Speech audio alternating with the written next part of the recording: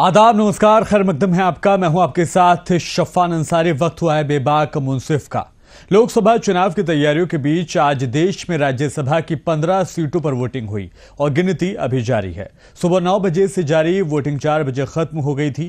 3 राज्यों जिसमें उत्तर प्रदेश, हिमाचल प्रदेश और कर्नाटक में मतदान हुआ था। अभी तक आए नतीजों के मुताबिक कर्नाटक में कांग्रेस की 3 और बीजेपी के एक उम्मीदवार ने जीत दर्ज कर ली है। वहीं उत्तर प्रदेश में अभी वोटिंग रुके होने की खबर है। राज्यसभा चुनाव की 10 सीटों पर उत्तर प्रदेश में खड़े 11 खिलाड़ियों का नतीजा कुछ देर में आने की उम्मीद है। बीजेपी के 8 और सपा के 3 उम्मीदवारों के बीच मुकाबले के दरमियान कुल 396 वोटों में से 395 विधायकों के वोट पड़े। मंगलवार सुबह मतदान शुरू होते ही सपा खेमे के विधायकों में बगावत के साफ संकेत देखने को मिले। शाम होते होते सपा के 7 विधायकों ने क्रॉस वोटिंग कर बीजेपी के पक्ष में वोट दिया, तो बसपा के एकमात्र विधायक उमाशंकर सिंह ने भी बीजेपी उम्मीदवार पर ही ठप्पा लगा दिया। ओम प्रकाश राजभर की पार्टी सुभाषपा का एक विधायक भी छिटक कर सपा के पाले में चला गया, लेकिन सपा की विधायक महाराजी देवी के गैर हाजिर होने से बीजेपी ने इसको फायदे में लिया और 8वें उम्मीदवार को जिताने के लिए जरूरी मतों का जुगाड़ आखिरकार कर लिया। जराये से मिली जानकारी के मुताबिक सपा के विधायक राकेश प्रताप सिंह, राकेश पांडे, अभय सिंह, मनोज पांडे, पूजा पाल, विनोद चतुर्वेदी, महाराजी प्रजापति और आशुतोष मौर्य ने बीजेपी के पक्ष में वोट डाला है। सपा की जानिब से हुई क्रॉस वोटिंग से उम्मीद ये जाहिर की जा रही है कि अब कहीं ना कहीं उत्तर प्रदेश में सपा को नुकसान हुआ है। वहीं हिमाचल प्रदेश में कांग्रेस के 6 और 3 निर्दलीय विधायकों की भाजपा के पक्ष में क्रॉस वोटिंग की खबर है। कांग्रेस विधायकों में राजेंद्र राणा, सुधीर शर्मा, देवेंद्र भुट्टो, आईडी लखनपाल, रवि ठाकुर और चैतन्य शर्मा का नाम शामिल है। ऐसे में जो माहौल बन रहा है वो ये बताता है कि भले ही आम चुनाव बहुत नजदीक है, तमाम सियासी पार्टियां चाहे वो अपोजिशन वाली हों या फिर सत्ता पक्ष में बैठी पार्टियां हों, तमाम लोग जीत की बातें जरूर कर रही हैं, लेकिन ऐसे में इंडिया अलायंस को जो मजबूत करने की कोशिश हो रही थी वो सभी दावे फेल होते एक बार फिर से नजर आते हैं। और भारतीय जनता पार्टी का जो ऑपरेशन लोटस है वो गाहे बगाहे कहीं ना कहीं अपना काम करता नजर आ रहा है। इसी को लेकर चर्चा करेंगे। हमारे जो मेहमान हैं उनसे तारुफ आपका करा दें। भारतीय जनता पार्टी का पक्ष रखने के लिए पीयूष शर्मा हमारे साथ जुड़ेंगे। सर, स्वागत है आपका। कांग्रेस की तरफ से हम हर्षित मिश्रा साहब को ले रहे हैं, जिनसे सुनेंगे ऑपरेशन कांग्रेस को लेकर क्या कुछ कहना है उनका। समाजवादी पार्टी की तरफ से साजिद साहब हमारे साथ जुड़ेंगे और साथ ही साथ सीनियर जर्नलिस्ट जुड़ेंगे जो ओवरऑल अपनी बातों को लेकर या अपने तजुर्बे के मुताबिक किस तरह से आने वाले चुनावों को देखते हैं, उनका मैं तारुफ करा दूं। दिनेश शर्मा रहेंगे सीनियर जर्नलिस्ट के तौर पर। आप तमाम लोगों का स्वागत है हमारा इस प्रोग्राम में। सबसे पहले बात भारतीय जनता पार्टी की करेंगे। पीयूष शर्मा साहब, अभी तक जो नतीजे आ रहे हैं, हिमाचल से जो खबर मिली है उसमें आपको बहुत ज्यादा सीटें नहीं मिली हैं। दरअसल एक उम्मीदवार आपका जीत दर्ज करता नजर दे रहा है, कांग्रेस को फायदा मिल रहा है। कर्नाटक की बात अगर करें, लेकिन बाकी जगहों पर आपको फायदा मिल रहा है। तो कुल मिलाकर कहें कि विन विन सिचुएशन में भारतीय जनता पार्टी राज्यसभा के चुनावों के नतीजों में है। बिल्कुल, भारतीय जनता पार्टी में हो रही राज्यसभा के चुनाव में जिन जिन राज्यों में जीत का परचम फहराई है और सफलता प्राप्त की है, आपके माध्यम से मैं सबसे पहले उन उम्मीदवारों को बधाई और शुभकामनाएं देता हूं। जहां तक बात रही इस चुनाव में भारतीय जनता पार्टी को जिस प्रकार से अन्य दलों के विधायकों द्वारा, जनता द्वारा चुने गए प्रतिनिधियों द्वारा जिस प्रकार से आगे बढ़ करके भारतीय जनता पार्टी के पक्ष में मतदान देने का काम किया गया, चाहे वह उत्तर प्रदेश में जी, चाहे वह हिमाचल प्रदेश में, जिस प्रकार से अपने नेतृत्व को नकार करके विपक्षी दल के विधायकों द्वारा भारतीय जनता पार्टी को समर्थन देने का काम किया गया, उसके लिए मैं उन सभी विधायकों को धन्यवाद देना चाहता हूं। और यह देश की जनता को इस प्रकार से बताना चाहता हूं कि विपक्ष के विधायक भी आज देश के यशस्वी प्रधानमंत्री आदरणीय नरेंद्र मोदी जी के विकास कार्यों के प्रति, उनके द्वारा किए जा रहे जन कल्याणकारी कार्यों के प्रति अपनी आस्था व विश्वास प्रकट करते हैं। आखिर मैं आपको बता देना चाहता हूं कि एक विधायक 2 लाख से 3 लाख लोगों के द्वारा चुने हुए प्रतिनिधि होते हैं और उन लोगों की आवाज है भारतीय जनता पार्टी। देखिए, देश की 140 करोड़ जनता की आवाज है भारतीय जनता पार्टी। ठीक है, कांग्रेस समाजवादी पार्टी से चुन करके वो विधायक बने, लेकिन उन अपने क्षेत्रों में जब वे घूमते हैं प्रचार करते हैं, जनता के बीच जाने का काम करते हैं, देश के यशस्वी प्रधानमंत्री आदरणीय नरेंद्र मोदी जी के जन कल्याणकारी कार्यों के बारे में सुनते हैं, उससे जानने का प्रयास करते हैं, वहां की जनता भी यह कहती है कि देश में केवल एक बात की गारंटी है, एक विकास की गारंटी है, वह है मोदी की गारंटी। क्योंकि जो मोदी कहते हैं वह करते हैं। और इसी पर विपक्षी दलों कांग्रेस और समाजवादी पार्टी के विधायकों ने अपनी अंतरात्मा की आवाज से आज भारतीय जनता पार्टी के पक्ष में मतदान कर, चाहे वह उसकी संख्या 4 है 6 है, वो तो बाद में पता चलेगा कि उनके विधायकों ने क्रॉस वोटिंग करने का काम किया। यदि आंकड़ा नहीं आया है और हिमाचल प्रदेश का एक आंकड़ा आया है कि वहां टॉस में हम भारतीय जनता पार्टी ने विजय प्राप्त हुई है।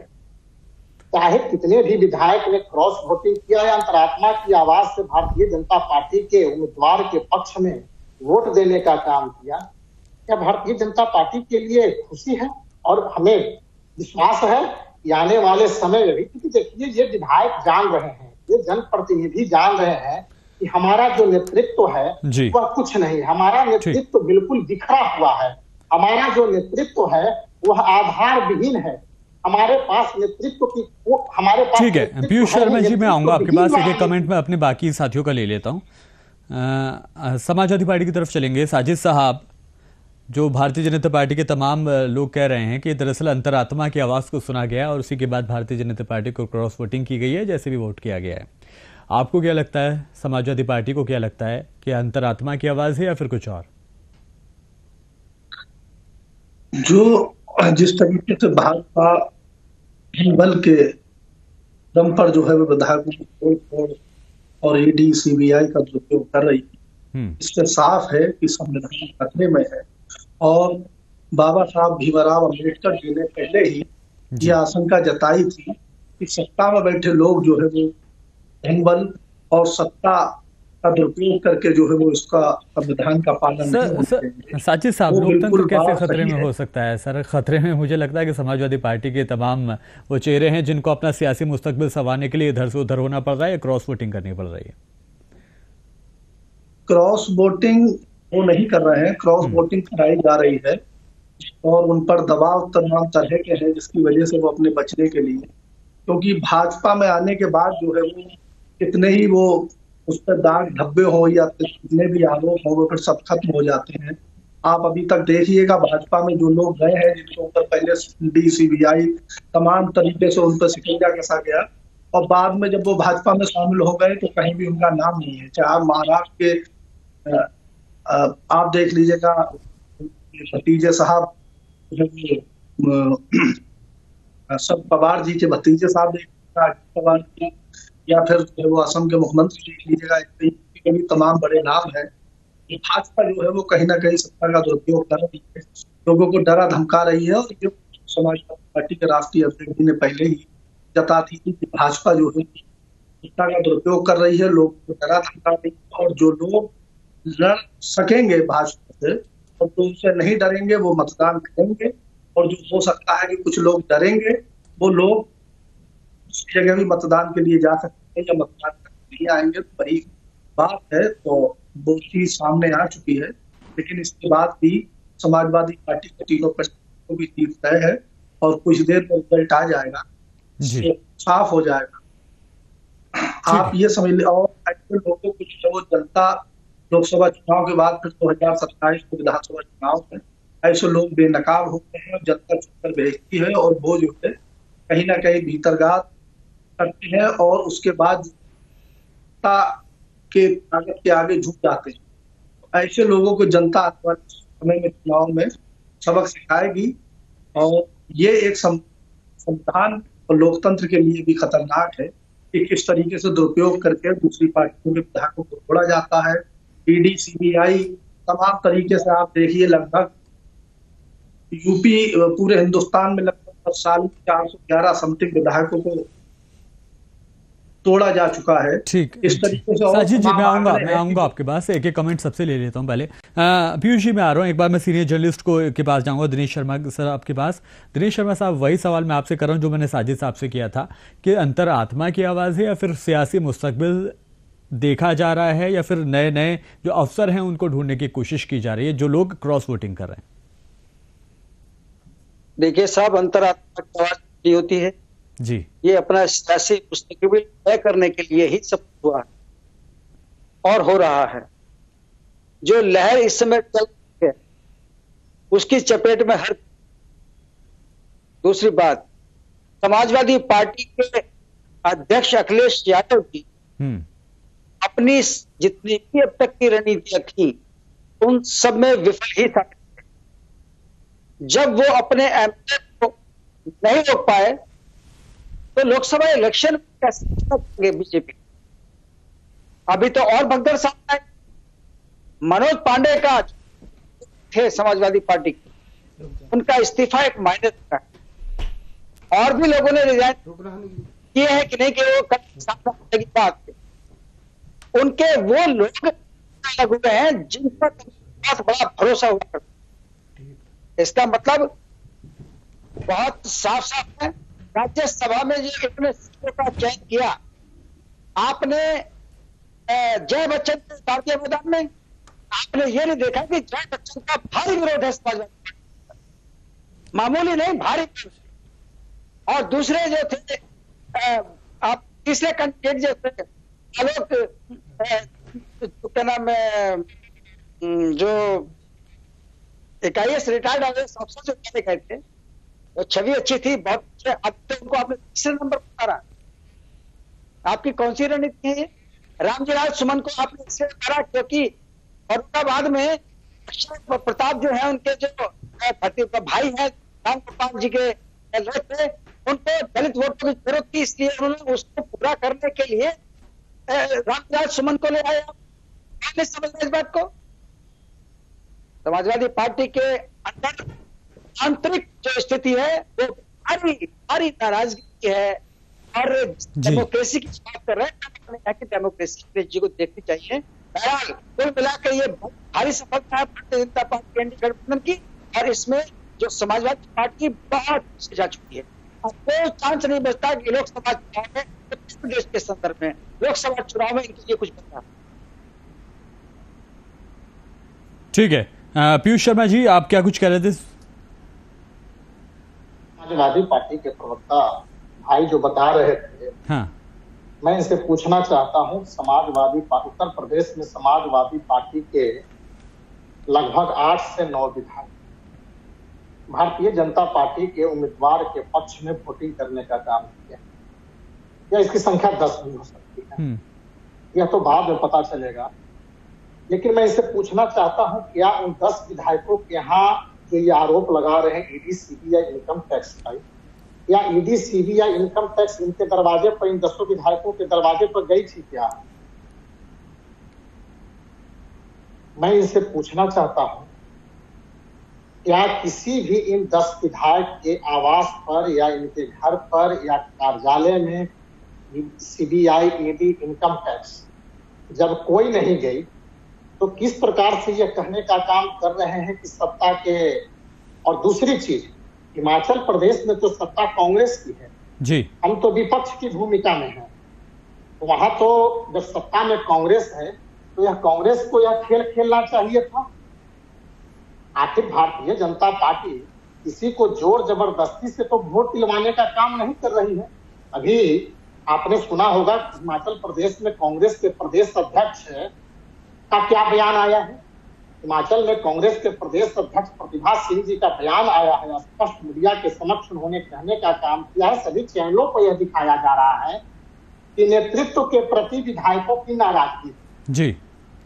तो ये बताएं कि क्या उन विपक्ष, क्या नेतृत्व के प्रति जो विधायकों की नाराजगी थी उसको समझाने का काम भारतीय जनता पार्टी करे? हम तो विपक्ष में हैं। और आपके दल के विधायक यदि सुखू सिंह के खिलाफ नाराज हैं तो क्या वह समझाने का काम भारतीय जनता पार्टी के नेताओं का है क्या? घर तो आपका संभल नहीं रहा है, समाजवादी पार्टी अखिलेश यादव जी से घर तो संभल नहीं रहा है, और भारतीय जनता पार्टी पर दोषारोपण करने चले हैं। यदि घर आपका सुरक्षित है, यदि आपका किला मजबूत है, तो आपका कोई भी विधायक, कोई भी कार्यकर्ता, कोई भी नेता इधर उधर ताक झांक नहीं सकता है। लेकिन आप नेतृत्व विहीन, दिशा विहीन, कार्य विहीन राजनीति करते हैं और भारतीय जनता पार्टी पर दोषारोपण करने का काम करते हैं।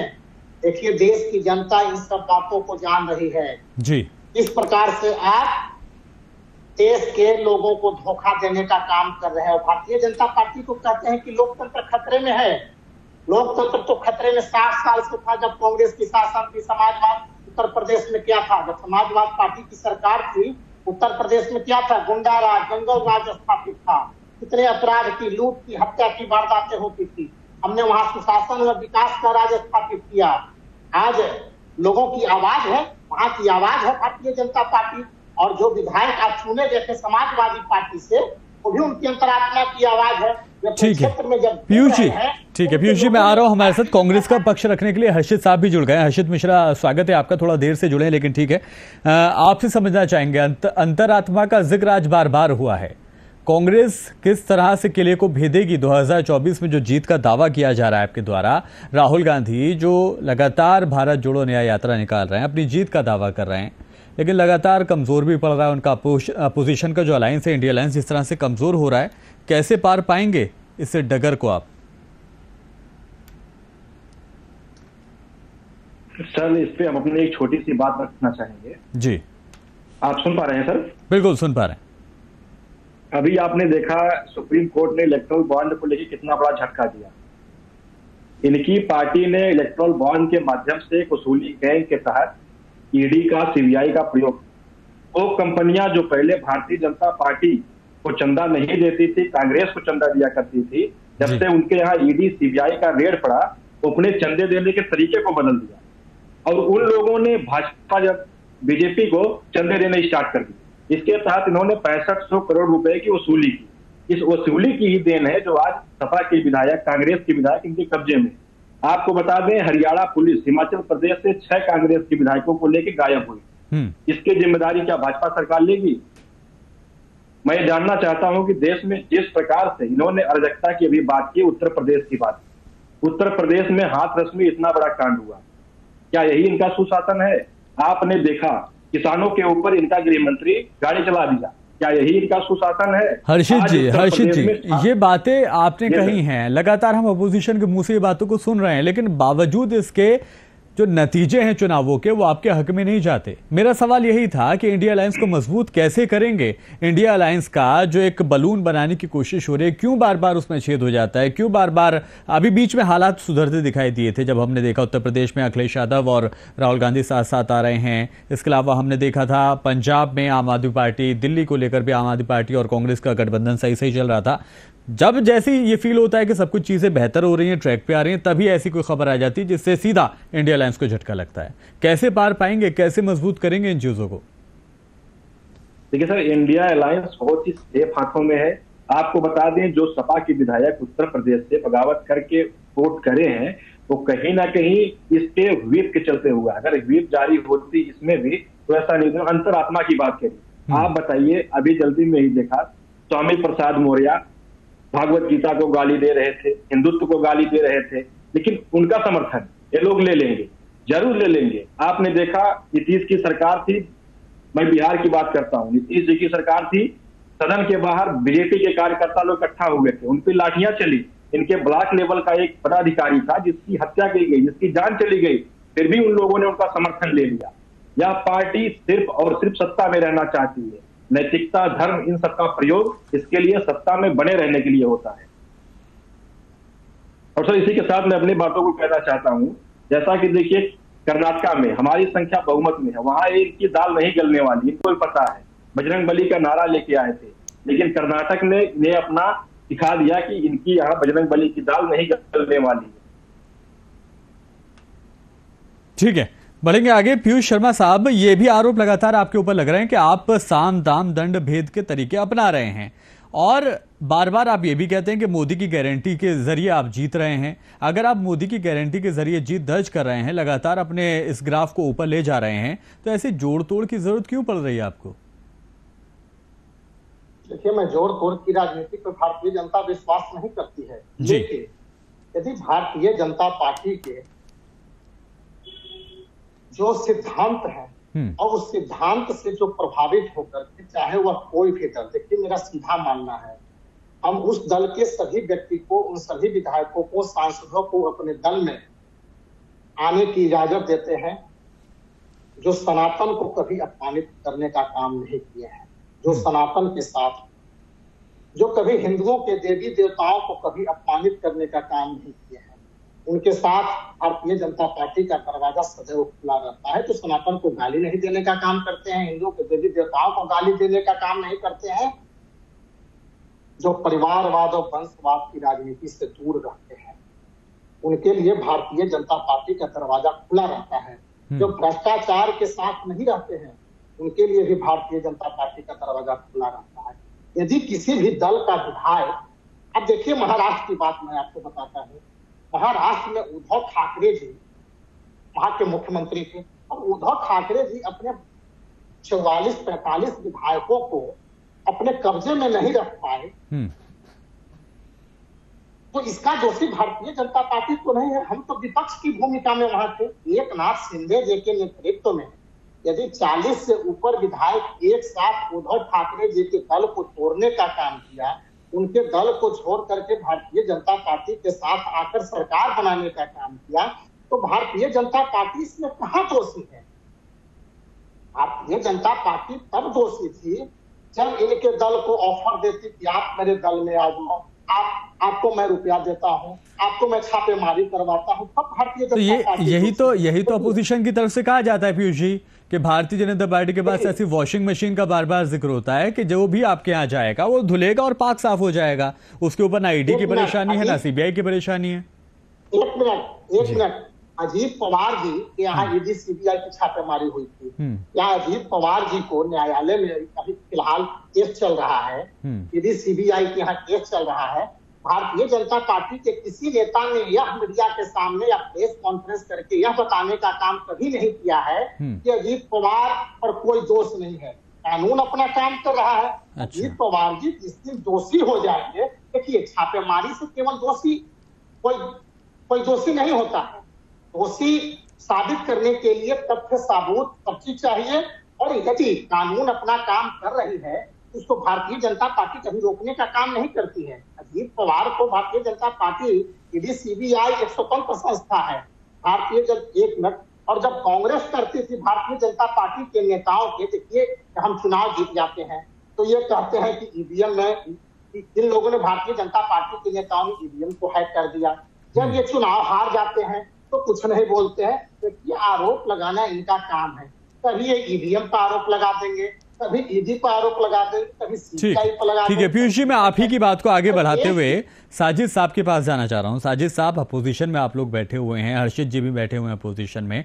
ये कहा जाता है आपके द्वारा बार बार, बल्कि इंडिया अलायंस के सभी नेताओं से हम ये सुनते हैं कि भाई ईडी का, सीबीआई का दुरुपयोग होता है और गलत इस्तेमाल किया जाता है, दबाव बनाया जाता है और उसके बाद आप सामने वाले को अपने पाले में कोशिश करते हैं लाने की।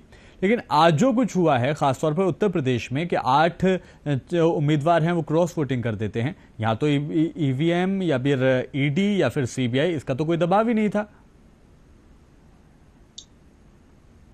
उसमें कई विधायक हैं जिनके ऊपर लगातार जो है वो दबाव बनाया जा रहा था, और ये जो विधायक हैं, महिला विधायक वहां वोट डालने नहीं पहुंची है, कहीं ना कहीं उनकी भी जांचें चल रही है, उनके पति की जांच चल रही है। तो कहीं ना कहीं उनको जो है वो जांच के दौरान जी उनको रिलीफ देने या तमाम अन्य जो है प्रलोभन देकर उनको जो है वो वोट डालने नहीं पहुंची है। इसी तरीके के तमाम और मसले हैं। अभी हमारे आप भले ही भाजपा वाले हमारे साथी प्रवक्ता भाजपा से बैठे हैं, उनका कहना है कि कहीं उसका दुरुपयोग नहीं होता है ईडी सीबीआई का, तो अभी तक जितनी अभी साथी कांग्रेस के प्रवक्ता ने बताया कि जो है वो जिन कंपनियों पे छापे मारे गए हैं उनमें से 305 कंपनियों ने फाइनेंस भाजपा को चंदा दिया है। तो आखिरकार जिनके यहाँ छापे पड़ते हैं फिर वही चंदा क्यों भाजपा को दे रहे हैं, किसी अन्य दल को क्यों नहीं दे रहे हैं? अच्छा, अभी तक क्या कहीं ईडी सीबीआई आपने देश में देखा भाजपा नेता सांसद या जो उनसे जुड़े कारोबार है उनके यहाँ पड़ते हैं, या जिनके यहाँ पड़ते हैं जब वही भाजपा में आ जाते हैं क्यों रुक जाते? तो ये जो विधायक जा रहे हैं, अगर की आस्था होती तो अभी 1 साल पहले चुनाव हुआ 2022, ये लोग भाजपा के सिंबल से चुनाव लड़ते, जो विधायक गए तो उनकी अगर आत्मा कह रही थी कि भाजपा अच्छी पार्टी है, देशभक्त पार्टी है, तो ये लोग उस समय भाजपा के टिकट पे चुनाव लड़ते। जैसे मनोज पांडे जी है रायबरेली की ऊंचाहार, तो भाजपा के सिंबल पे चुनाव लड़ते। लेकिन चुनाव जीतते समाजवादी पार्टी के सिंबल पे है, क्योंकि जनता भाजपा के टिकट पे वहां उनको नकार देती, तो समाजवादी पार्टी के सिंबल पर चुनाव जीत कर और फिर जो है वो क्रॉस वोटिंग करते हैं कहीं ना कहीं दबाव में या और चीजों में। तो अब 1 साल बाद उनको लगभग अभी 2022 चुनाव हुआ है और 2024 अभी फरवरी है, इतनी जल्दी उनकी आत्मा कैसे चेंज हो गई? तो वो तो समाजवादी पार्टी के विधानसभा में जो है वो सचेतक थे। तो ऐसे ही तमाम और ये भाजपा के साथियों या भाजपा के और बड़े नेता हों, वो ये मानने को तैयार नहीं है। अभी एक बड़े नेता ने भाजपा के कर्नाटक में कहा कि जो वहां सरकार है, कि उस सरकार से जुड़ा जो दल है कांग्रेस, उसके बूथ कार्यकर्ताओं तक को तोड़ लीजिए और उनके जो बड़े नेता हैं उसको तोड़ लीजिए। तो ये जो तोड़ा ताड़ी का खेल है वो आप देखिए कि लगभग 400 से ज्यादा विधायक ये तोड़ के मध्य प्रदेश में सरकार गिरा चुके हैं और जगह सरकार गिरा चुके हैं लगातार। कभी यूपी में जो है राजभर कभी खराब होते हैं, राजभर जी बहुत अच्छे हो जाते हैं, कभी जो है वो जैन जी में तमाम कमियां होती हैं। जैन जी बेचारे जब उनके दादाजी का बंगला वहां से उनसे छीना गया था उनके चुनाव हारने के बाद 2015-16 में, तो उन्होंने कहा कि साहब मेरे दादा की यहाँ स्मारक बना दिया जाए या हमको ये बंगला दे दिया जाए, तो उन्होंने कहीं नहीं सुनी गई। आज वही जैन चौधरी जी जो है वो फिर भाजपा उनको लेने से तैयार आपके पास उन्होंने टॉफियों की तरह चुनाव जो है वो भारत रत्न देना शुरू कर दिए। भारत की जो गर्मा उसको भी गिरा। भारत रत्न कितने देने चाहिए वर्ष में, उसके नियम को ठीक है साजिद जी, मैं आऊंगा। हम थोड़ा ट्रैक से बिगड़ रहे हैं, मैं आगे बढ़ूंगा। हर्षित मिश्रा साहब आपके पास आ रहा हूं। आप ये कह रहे हैं, चलिए समाजवादी पार्टी का समझ में आता है उत्तर प्रदेश में विपक्ष की भूमिका अदा कर रहे हैं, इसलिए तमाम चीजें होती हैं, बहुत चैलेंजेस होते हैं। लेकिन हिमाचल प्रदेश जहां पर आपकी सरकार है वहां पर आपके सीएम कह रहे हैं कि अगर हमारे जो नुमाइंदे हैं, हमारे जो कांग्रेसी हैं, अगर वो बगावत नहीं करते, अगर वो क्रॉस वोटिंग नहीं करते तो हम जीत दर्ज कर लेंगे। आप तो वहां पर सत्ता पक्ष में बैठे हैं, उसके बावजूद आपको ये डर है कि कांग्रेस के जो चेहरे हैं वो बागी हो जाएंगे? सर, हम ये जानना चाहते हैं भारतीय जनता पार्टी से, कांग्रेस के 6 विधायक और 3 निर्दलीय विधायक गए कहाँ? हरियाणा पुलिस किस अधिकार से उन्हें ले गई? पीडब्ल्यूडी ऑफिस में किस अधिकार से उन्हें रखा है? ये कहीं ना कहीं एक अपहरण का केस बनता है, दबाव का केस बनता है, पैसे का प्रलोभन दे रही है पैसों का, सीबीआई का जांच का प्रलोभन दे रही है, उनके ऊपर ईडी के छापे पड़तालने पड़ रहे होंगे। ये तो कोई भी इंसान अपने बचाव पक्ष में वोट किधर भी कर सकता है, लेकिन हमको उन विधायकों की खबर तो लेनी चाहिए वो गए कहाँ। अभी भाजपा के प्रवक्ता जी ने एक पक्ष रखा अपना कि जो गुनहगार है उनको हम कभी नहीं लेंगे। क्या आपने देखा मध्य प्रदेश में मोदी जी किसके करप्शन की बात कर रहे थे? अगले दिन अजीत पवार जी बीजेपी क्यों ज्वाइन कर लिए? किसके करप्शन की बात कर रहे थे मध्य प्रदेश में मोदी जी? हमें जानना चाहते हैं। कुलदीप सिंह सेंगर बीजेपी विधायक यूपी, रेप के आरोप में उन्हें किसने बचाया पुलिस से? इतने दिनों तक बचा के रखा किसने? जैसे ही कोर्ट ने सीबीआई को मामला दिया 24 घंटे के अंदर गिरफ्तार हो गए। हम जानना चाहते हैं पीड़िता का परिवार कहाँ है? हमें जानना चाहते हैं जो हाथरस में एक बेटी के साथ हुआ उसका न्याय कौन करेगा? हमें जानना चाहते हैं जो पहलवान महिलाओं के साथ हुआ वो आरोपी आज भाजपा में क्यों है? उसके घर सीबीआई क्यों नहीं गई? कौन बचा रहा उसे? हम भाजपा के प्रवक्ता से आज जानना चाहते हैं। ठीक है पीयूष जी, बहुत गंभीर इल्जाम आपके ऊपर लगाए, सीधे तौर पर कह सकते हैं अगवा करने का, अपहरण करने तक का इल्जाम आपके ऊपर लगाया गया। देखिए, भारत जैसे लोकतंत्र में किसी भी विधायक और सांसद को अपहरण करने का अधिकार किसी की है? कोई भी दल, जब उनकी सरकार हिमाचल प्रदेश में सरकार थी तो मैं उनसे पूछना चाहता हूं कि आखिर उनकी सत्ता में भी विधायकों का अपहरण कैसे हो जा रहा है? जिस परिस्थिति में हिमाचल प्रदेश से विधायक और हरियाणा में पहुंच जा रहे हैं, किस पुलिस के द्वारा? हिमाचल प्रदेश में तो आपकी सरकार है, कांग्रेस की सरकार है, और आप उसी अधिकार से, इस अधिकार से जगनवेश मेवाड़ी को असम की पुलिस उठा के ले गई थी। काम कर रहे हैं। देखिए, जिस पहलवान की बात आप कर रहे हैं, उनके पक्ष को और उनके विपक्ष को देश के तमाम मीडिया चैनलों ने लगातार 10 दिनों तक चलाने का काम किया है। और मीडिया चैनलों ने यह भी चलाने का काम किया है कि किस प्रकार से उस सांसद पर झूठे और मनगढ़ंत आरोप लगाने का काम कांग्रेस पार्टी और भारतीय जनता पार्टी के अन्य विपक्षी दलों द्वारा किया गया। उनको उनके चेहरे को बदनाम करने के लिए, मोदी सरकार को बदनाम करने के लिए, देखिए एक मोदी सरकार को हराने के लिए ये सारे विपक्ष के जितने भी नेता हैं कई तरह के कुचक्र चलाने का काम कर रहे हैं, लेकिन जनता इनकी कुछ नहीं सुन रही है। मध्य प्रदेश में, राजस्थान में, छत्तीसगढ़ में आज क्या हुआ? मध्य प्रदेश, छत्तीसगढ़, राजस्थान को ये कहा करते थे भारतीय जनता पार्टी पूरी तरह से आउट है। वहां की जनता ने हमें वोट देने का काम किया, बहुमत देकर के सदन, बहुमत देकर के भारतीय जनता पार्टी के पक्ष में होकर खड़ा होकर सरकार बनाने का काम किया। देखिए राहुल गांधी जी का जब तक नेतृत्व रहेगा, फिर मैंने शुरू में ही कहा कि नेतृत्व विहीन राजनीति है कांग्रेस की। मैं आपको बता देना चाहता हूँ अभी तक के, जब से 2014 से आज 2024 आ गया है, अभी तक के देश में हुए चुनावों में, चाहे वह राज्यों में उपचुनाव की बात कर दो, विधानसभा के चुनाव है, लोकसभा के चुनाव हो, राज्यसभा के चुनाव है, 45 बार कांग्रेस के नेता युवराज राहुल गांधी कांग्रेस के नेतृत्व में हारने का काम। ठीक है पीयूष जी, मैं आऊंगा आपके पास। दिनेश शर्मा साहब के पास जा रहा हूं, काफी देर से मैं उनके पास नहीं गया, सीनियर जर्नलिस्ट हैं जुड़े हुए हमारे साथ। दिनेश शर्मा साहब, आपसे मैं समझने की कोशिश करूंगा, बहुत ज़्यादा वक्त अब बचा नहीं है और बार बार ये भी कहा जा रहा है कि इंडिया अलायंस के पास एक विज़न नहीं है, एक नज़रिया नहीं है, एक स्ट्रेटजी नहीं है कि किस तरह से हम लोग सत्ता में बैठे या फिर एनडीए के खिलाफ अपनी जंग को आगे बढ़ाएं। क्या अभी भी स्ट्रेटजी बनाने का या हिकमत अमली बनाने का वो वक्त बाकी है जिसके जरिए भारतीय जनता पार्टी को शिकस्त दी जा सके? क्या लगता है आपको, क्या कहता है आपका तजुर्बा? आपने जो कहा है जी वही सही है। बात आपने जिनकी भी बात दोहराई है वो बिल्कुल सही है, कोई वक्त नहीं रहा है। पहली बात तो मैं आपको, अलायंस केवल चैनलों पेट में है, इसके अलावा कॉमन मैन इंडिया अलायंस हमें कहीं नजर नहीं। अब केवल आरोप लगाने के लिए कुछ लोग हैं जो अपनी बात को चैनलों पर भी और कहीं छोटी मोटी जो और कहीं डिबेट होती है रखते हैं। अब कौन सा समय बचा? राज्यसभा का चुनाव जी, अब तो केवल आपको अपने टिकट है उन पे फटने का काम शुरू होगा। मार्च से फर्स्ट सेकंड वीक में अधिसूचना आएगी तो कहां बचा? अब तो केवल अपना गढ़ बचाने का ममता बनर्जी का पूरा ध्यान है, उनका ध्यान इंडियन अलायंस बिल्कुल नहीं है।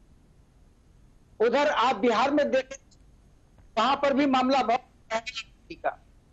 आज हिमाचल प्रदेश में फेल हो गया है। मुझे लगता है कि हिमाचल प्रदेश अब सुखू सरकार आएगी, क्योंकि जो आज का परिणाम आया है और जो बारे में कह रहे थे कांग्रेस के, उनका पता नहीं चल रहा है। कुछ ना कुछ तो रणनीति है। देखिए ऐसा है, राजनीति और शक्तिशाली की सेविकाएं होती, जो शक्तिशाली करता है वही होती है और वही धर्म भी बन जाती है। आज आप देख रहे हैं ना, पूरा देश से कुछ लोगों को छोड़कर की तरफ देख रहा है। अगर आप और कोई एजेंडे हो तो अब एक डेमोक्रेसी का नया मुद्दा आ गया है। भाई आप इस डेमोक्रेसी बनाने की कोशिश करेंगे, राजनीति तो गीता हाथ ऐसे ही होता जैसा हुआ है। आज का दिन राजनीतिज्ञों के लिए बहुत ही जो राजनीति में आगे चल, उन्हें देखना चाहिए जी इस प्रकार के एजेंडे सामने कैसे कैसे हार और जीत के गए हैं। कल्पना करिएगा आप, क्या प्रदेश में शक्ति। और दूसरी बात, उत्तर हो रहा है प्रदेश में रणनीतिक तौर एक विफल राजनीति है। आप स्थानीय क्या, आप बीजेपी की बात, मैंने कहा कि सारा खेल विकृत है। एक इस रास्ते ने वातावरण कर दिया है, सभी के सभी इन्वॉल्व हो। जो लोग समाजवादी पार्टी कोई मामूली लोग नहीं थे, तो चाहे सपा के लिए हो जी, हर के लिए है। से ये कैसे है जो आप खुश और बहुत है, उसको भी देखना है कि लागू की है तो आप पर भी लागू हो सकती है। अब इसके अंदर अगर आप इंडिया कहिए, इंडिया का मामला सिमट, आप कुछ बचा है। आपने दिल्ली के अंदर सब आपने जो है अंदर समझौता किया, चलेंगे इसका मैसेज जरा बताइए आप अपने एमएलए तक। तो ये है हमारा कहना। ठीक, कुछ कहने की आवश्यकता अब जो सामने है। ठीक है साजिद साहब, आज जिन चेहरों ने आपके, जिन विधायकों ने बगावत की है या क्रॉस वोटिंग की है, उनके लिए कहा जा रहा है कि कार्रवाई उन लोगों के ऊपर हुई की, और शिवपाल यादव ने भी ये कहा है कि दरअसल ऐसे लोग होते हैं जो हर सीजन में कुकुर मुत्ते की तरह सामने आ जाते हैं। लेकिन क्या कोई पार्टी ऐसी कार्रवाई करेगी जो आने वाले वक्त में एक नजीर बन सके पार्टी के तमाम कार्यकर्ताओं से लेकर विधायकों तक और सांसदों तक? पार्टी के राष्ट्रीय अध्यक्ष ने भी कहा है और जरूर उसमें कुछ कार्रवाई होगी, क्योंकि वो कहीं ना कहीं जो है वो मनी गेम में दबाव की सत्ता के दबाव में जो कहीं ना कहीं फंसे हैं। और इसीलिए भाजपा ने सबसे पहले अपने 7 कैंडिडेट उतारे थे, लेकिन जब उनको लगा कि सत्ता के दबाव के साथ साथ मनी गेम भी जरूरी होगा, इसीलिए कुछ दिन बाद उन्होंने 8वां कैंडिडेट, वो भी यूपी के बहुत बड़े कारोबारी जिनका लखनऊ में रियल एस्टेट का बहुत बड़ा कारोबार है, जिनको शालीमार ग्रांड के नाम से लखनऊ में जगह जगह के जो है वो कॉलोनियां हैं, बड़ी बड़ी कॉम्प्लेक्स हैं, और आप चाहे महराज रोड से देख लीजिए या बाराबंकी रोड से देख, उनका तमाम वो एक बहुत बड़े रियल एस्टेट के कारोबार हैं। उनके ऊपर ये लगातार जब हुए थे तभी ये कहा जाने लगा था, भाजपा के साथियों से लेकर और विपक्ष के तमाम नेताओं पत्रकारों का था कि ये जो है वो मनी गेम के माध्यम से विधायकों को तोड़ा ताड़ी करेंगे, और उन्होंने उस पर किया भी। और नहीं तो अगर भाजपा को 8 कैंडिडेट के जीतने की उम्मीद होती तो जो 7 कैंडिडेट की लिस्ट जारी हुई थी उसके साथ 8वें की भी उसी समय नाम होता। लेकिन भाजपा कहीं ना कहीं था कि हम सत्ता के दुरुपयोग। लेकिन सर साजिद साहब, आपको नहीं लगता जिस मनी गेम का जिक्र आप बार बार अपनी बात में कर रहे हैं, उससे जो कार्यकर्ता या जो आपका वोटर आपसे जुड़ा हुआ है उसको कहीं ना कहीं डिमोटिवेट वो होगा? अगर सारा गेम अगर मनी गेम का आ गया तो फिर तो जाहिर तौर पर कोई विचारधारा, कोई आइडियोलॉजी, कोई सोच, ये तमाम चीजें जो अलग अलग नाम है वो तो रह ही नहीं चाहती। अगर मनी गेम आपके सामने तो जाहिर तौर पर आपने अपनी हार को स्वीकार कर लिया क्या? नहीं, हम हमारे समाजवादी पार्टी के 3 कैंडिडेट चुनाव जीत रहे हैं, लेकिन ये जो 1-2 विधायक है या जो 1-2 विधायक उधर गए हैं क्रॉस वोटिंग, वो उसकी बात हो रही है, उनमें से किसी किया है।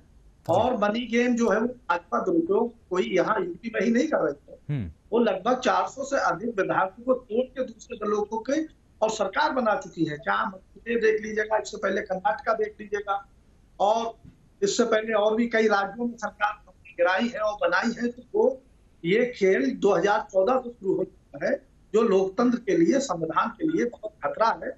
और अभी एक भाजपा के हमारे साथी ने कहा है कि जो है वो ईवीएम को कहते हैं, तो अगर इनको जनता वोट दे रही है और जनता इनको चुन नहीं है, इतना भाजपा को है, इन लोगों को ईवीएम को बंद कर देना चाहिए, क्योंकि इन्हें तो इनका कहना है कि अब जनता चुन रही है, हमको वोट देती है। तो जब वोट देती है तो ये जनता जो मांग कर रही है, लगातार दिल्ली में लगातार धरने प्रदर्शन कर रहे हैं ईवीएम के खिलाफ, तो इनको खुद कह देना चाहिए कि ठीक है, ईवीएम से नहीं होगा चुनाव और हम पोस्टल बैलेट से चुनाव कराएंगे, क्योंकि हमें तो जनता पोस्टल बैलेट से भी जिता देगी। तो इनको जो जनता की डिमांड है, और ये ईवीएम से अगर नहीं जीत रहे हैं तो इनको जो है वो खुद घोषणा कर देनी चाहिए कि हम ईवीएम बैन करते हैं, हिंदुस्तान को चुनाव जो है पोस्टल बैलेट से होंगे। तो जो जनता की डिमांड है वो पूरी हो, अगर चुनाव जीत रहे हैं तो पोस्टल बैलेट से भी जिता है।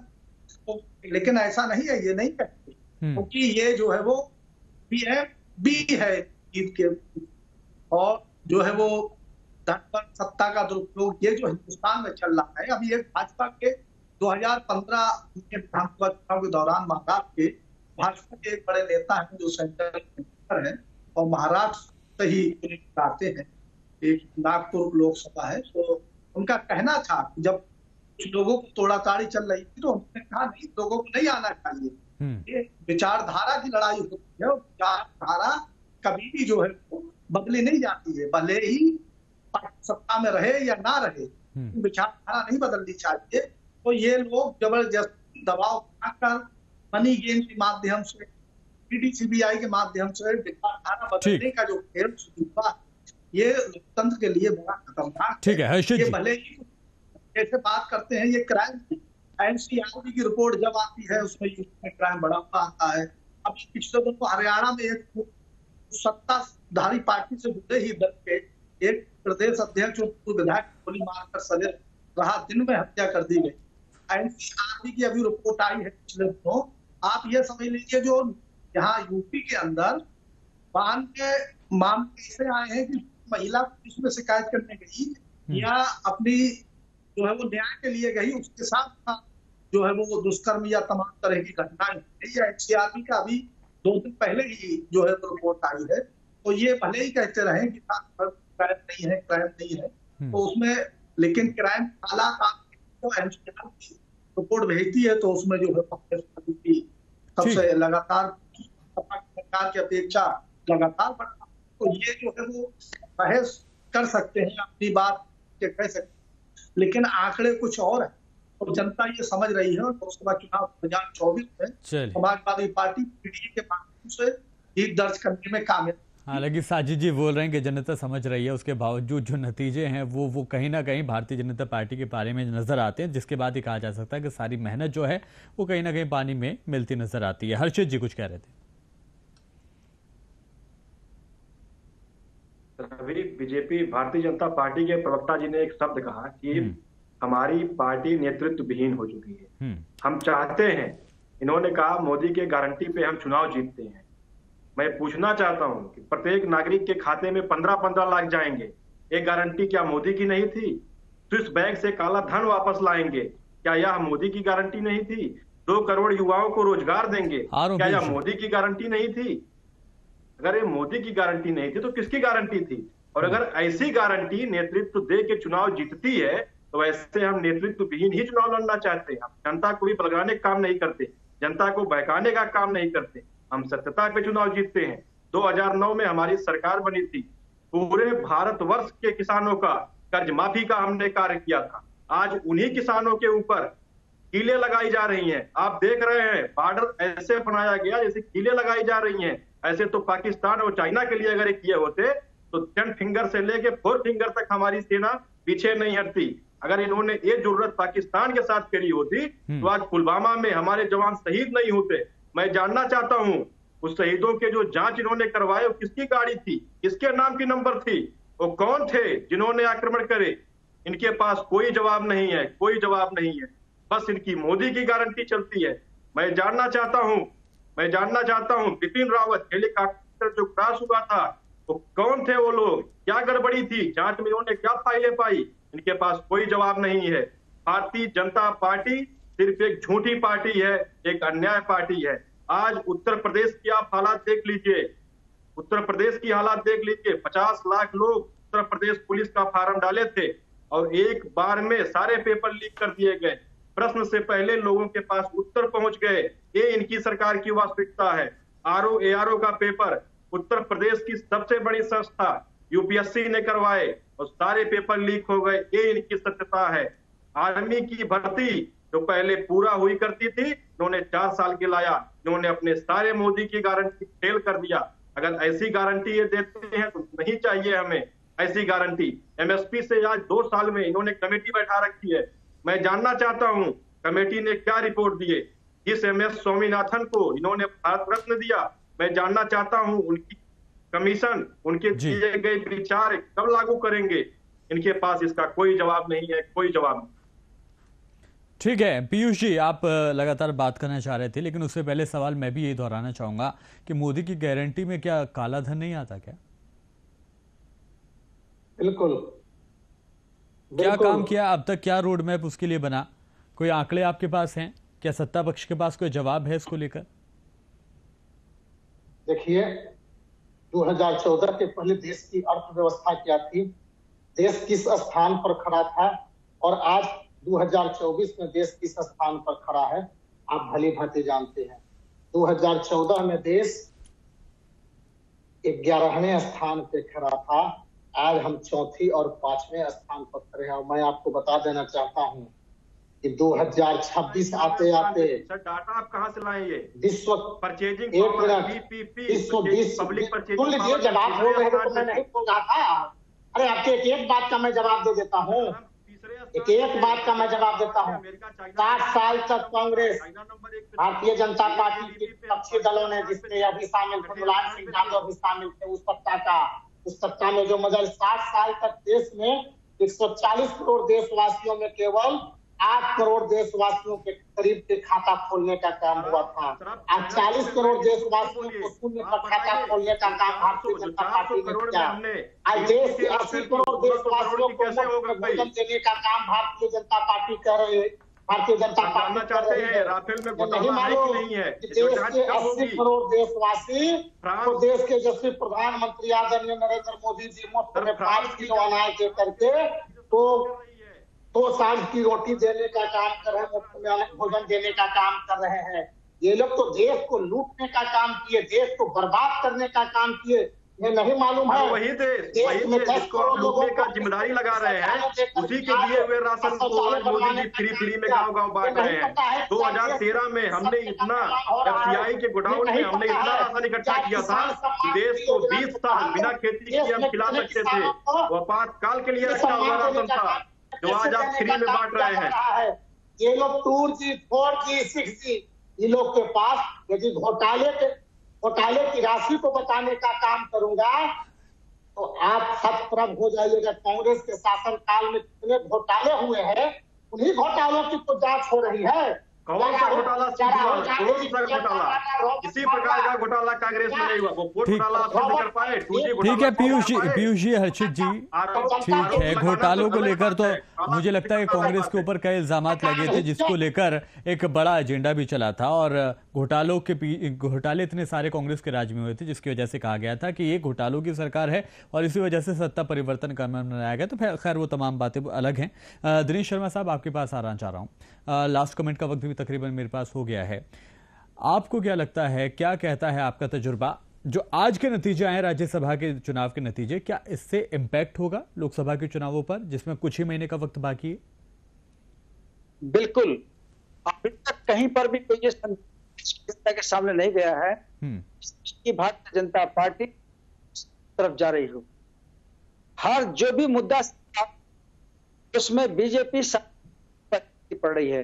अभी आपने बहुत बड़ी बात की थी कि केंद्र की सरकार ने, और जो उन्होंने कहा था कि की बात उन्होंने कही थी, तो ये हमें याद मनमोहन सिंह जी से पूछा कि अनाज अकाउंट में रहा है, कुंटल अनाज को बाहर, तो उन्होंने कहा कि नहीं जा सकता है, और है जो गरीबों को बांटते उसी का उपयोग उन्होंने इसको खाद्यान्न योजना, खाद्यान्न जो बताइए कौन सी बात होगी। अब बात आती है कि जो आपने राज्यसभा के चुनाव की, अब सरकार जो है एक उत्साह के था चुनाव जारी जाता है, और जो बोल रहे हैं बार बार 370 कि उनके दाम में अच्छा खासा दम नजर आ रहा। ठीक है साजिद साहब, लास्ट कमेंट मैं आपको भी दे रहा हूं। बहुत कम वक्त बचा है। उत्तर प्रदेश एक बड़ा राज्य है, बड़ी सीटें आपके पक्ष में आती हैं, और एक बड़ी पार्टी के तौर पर आप अपनी शिनाख्त को रखते हैं उत्तर प्रदेश में। क्या स्ट्रेटेजी रहेगी? अखिलेश यादव इस वक्त परेशान है। लोकसभा चुनाव ईडीए के फार्मूले पर चुनाव लड़ा जाएगा जी। और जो है वो हम लोग एक बार फिर इंडिया गठबंधन में कांग्रेस और समाजवादी पार्टी यूपी में 80 में से 80 सीट जीतने का काम करेंगे। और जहां अभी हमारे साथी ने बताया कि देश की अर्थव्यवस्था मजबूत हुई है, देश 57% जीडीपी का कर्ज में डूब चुका है और ये 2014 में जब कांग्रेस गवर्नमेंट थी तो केवल 59 लाख करोड़ रुपए कर्ज था और अभी 31 मार्च 2023 को बढ़कर 156 लाख करोड़ रुपए कर्ज हो गया है और 31 मार्च 2024 को वित्तीय वर्ष खत्म होने तक 168.72 लाख करोड़ रुपए कर्ज होगा और ये पीठ थपथपा रहे हैं। और मैं आपको एक बात और कहूँ, जब देश तरक्की कर रहा है, देश मजबूत हो रहा है, तो आपने हमेशा देखा होगा कि जब भी किसी देश में युद्ध होता था तो हमारे नागरिकों को वहां से लाया जाता था कि हम लोग उन्हें सेव करते थे और उसके लिए स्पेशल विमान लगाए जाते थे, स्पेशल ड्यूटी लगती थी। और आप देखिए कि भाजपा सरकार बेरोजगारी की हद है कि जहाँ युद्ध हो रहा है वहां पे यहाँ के नागरिकों को भेजा जा रहा है। ठीक है दिनेश जी, साजिद साहब माफी चाहूंगा, वक्त बहुत कम है। मैं लास्ट कमेंट पीयूष शर्मा आपसे ले लेता हूँ। जो है इजराइल में युद्धग्रस्त देश में भेजा जा। समाजवादी पार्टी के प्रवक्ता भाई जो बता रहे थे, देखिए अब देश की 140 करोड़ जनता परिवारवाद वंशवाद से अलग हटकर मोदी जी की गारंटी के साथ रहना चाहती है। सब उत्तर प्रदेश में क्या स्थिति थी, मुलायम सिंह यादव, पीयूष जी संक्षेप में सर, संक्षेप में, वक्त खत्म हो गया। संक्षेप में बात खत्म कर दिया। परिवारवाद और वंशवाद ये मुलायम सिंह यादव, अखिलेश यादव, डिम्पल यादव, कृपाल यादव से अलग हट करके अब मोदी की गारंटी के साथ है। जो विधायक और सांसद बचे खुचे, इनके कुछ विधायक हैं, वह सांसद भी कुछ बचे हुए हैं 2-4, वो सब आने वाला महीनों के समय में 10 से 20 दिनों में भारतीय जनता पार्टी मोदी की गारंटी के साथ आएंगे। और इस बार मैं आपको बता देना चाहता हूँ, उत्तर प्रदेश जैसे बड़े राज्य में 80 की 80 सीटें भारतीय जनता पार्टी की एनडीए के साथ होगी और 80 सीटें जीत करके और 400 का आंकड़ा पार करने में मोदी सरकार कामयाब होगी।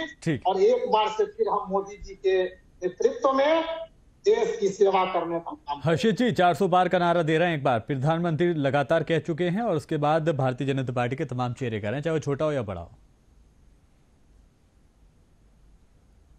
सर इसी बात पे सर हम अपनी बात रखना चाहेंगे। इन्होंने कहा, मोदी जी ने सदन में खड़े होकर कहा कि बीजेपी अकेले 370 और एनडीए के साथ मिलकर 400 पार।